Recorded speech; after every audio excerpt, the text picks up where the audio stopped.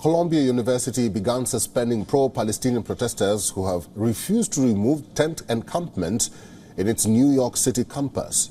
This comes days after the school declared a stalemate in talks that seek an end to the polarizing protest in the wake of the Israel-Hamas war.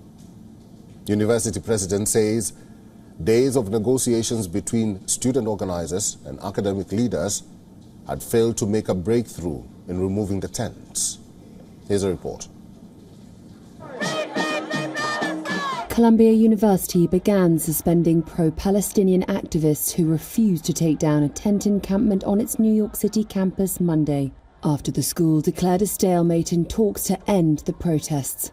University President Nemat Minouche Shafik said in a statement that days of negotiations between student organizers and academic leaders had failed to persuade demonstrators to dismantle dozens of tents set up to express opposition to Israel's war in Gaza.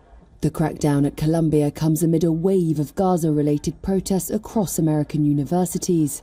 Columbia University spokesman Ben Chang said on Monday that, quote, "The encampment has created an unwelcoming environment for many of our Jewish students and faculty and a noisy distraction that interferes with the teaching, learning and preparing for final exams."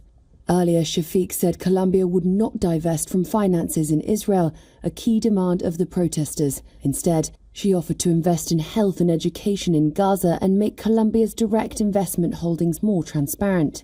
Protesters vowed to keep their encampment on the New York City campus until Columbia meets three demands: divestment, transparency in Columbia's finances, and amnesty for students and faculty disciplined for their part in the protests.